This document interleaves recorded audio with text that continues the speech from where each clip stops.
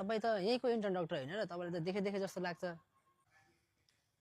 हो यहीँको intern doctor हो। अनि मैले त पठाउ मगाएको थिएँ, अनि हजुर कसरी आइपुग्नु भयो यहाँनिर? होइन मैले नि पठाउ गर्ने हो हजुरको। तपाईँले पठाउ गर्ने? तपाईँ इन्टर्न डाक्टर भएर त पैसा कमाउनुहुन्छ होला त, किन पठाउ गर्नु पर्यो? हेर्नुहोस् तपाईँलाई म सुनाउँछु इन्टर्नसिपको कहानी। मैले 2019-20को सेसनमा एमबिबिएस जोइन गरेँ। अहिले 2026मा इन्टर्नसिप सुरु भयो।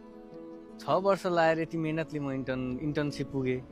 हाम्रो पालोमा एमबिबिएसको फी चाहिँ 44,78,675 थियो। त्यसमा लिभिङ कस्ट एक्सक्लुडेड। 6 वर्षपछि इन्टर्नसिप पुग्दा एकदमै खुसी भएँ। अलिअलि अब पैसा आउँछ, मेरो लिभिङ कस्टको त्यसले कभर गर्छ भनेर। तर स्टाइपेन्ड आएपछि मलाई यति थाहा भयो कि मेरो कलेजको स्टाइपेन्ड 10,890। अनि म खुसी पनि भएँ, दुःखी पनि भएँ। खुसी किन, दुःखी किन? खुसी यति कुरा लागेको थियो, मेरो पहिलो स्टाइपेन्ड, मेरो पहिलो मेहनतको पैसा। घरमा भन्दा पनि अब छोरा तँलाई त पैसा पठाउनु पर्दैन होला भन्नुभयो। अनि दुःखी चाहिँ? दुःखी यति कुरा लाग्यो, अब फेरि मैले घरबाट पैसा माग्नु पर्यो। मेरो उमेर 26 वर्ष। यो उमेरमा त मैले मेरो बाबा मामुको सानोतिनो कुराहरू पुरा गर्ने हो, उहाँहरूको पनि सपना पुरा गर्ने हो। तर यति स्टाइपेन्ड हुँदा हुँदैन मैले घरबाट फेरि माग्नुपर्छ। त्यही कुराले मलाई दुःखी लाग्यो। मेरो बसाइको खर्च 7,000, बिजुली पानी जोड्यो भने 2,000 एक्स्ट्रा 9,000।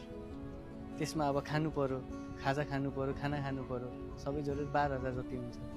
तर मेरो स्टाइपेन्ड 10,890।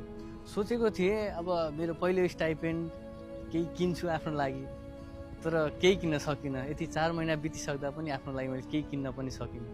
त्यही भएर यो इन्ड्राइभ पठाउ पार्ट टाइम गरिरहेको हुन्छ, अलिअलि पैसा सहयोग हुन्छ कि भन्नु। सबै कलेजमा यस्तै हो कि तिम्रो कलेजमा मात्रै यस्तो हो? सबैतिर त छैन सेम। अब आइएमको कुरा गर्ने हो भने 21,000 भन्दा बढी छ। धरानको कुरा गर्ने हो भने 23,000 भन्दा बढी छ। पाटनमा 20,000 भन्दा बढी छ। तिमीहरू त सबै एउटै इक्जाम थ्रु आउने होइन र? अनि किन यस्तो भिन्नता छ त स्टाइपेन्डमा? त्यही हो हामीले नबुझेको कुरा। हामी एउटै इक्जाम थ्रु आउने हो, रुल सबैको सिमिलर छ भने स्टाइपेन्डमा चाहिँ किन रुल छैन? हाम्रो यति मात्र कुरा हो कि सबैतिर फेयर स्टाइपेन्ड होस्, कसैले बढी कसैले थोरै, त्यस्तो होइन। अब के हुन्छ त अनि? अब प्रतिवेदन पनि निस्किसकेको छ, त्यसमा इन्टर्नले भोगेको दुःख, इन्टर्नको पीडा सबै सम्बोधन छ। अब यति मात्रै आश छ हाम्रो बालेन सरकारले अब के गर्छन् यो विषयमा। बल्ल बुझ्दैछु नेपालमा डाक्टरहरूको कमी किन भइरहेको भनेर। यो कुरा मेडिकल फिल्डमा निकै गाह्रो रहेछ। अनि लास्ट एउटा कुरा सोध्छु है त, अब 10,890 यति मात्र भन्न सक्छु म, योभन्दा बढी भन्न सक्छु।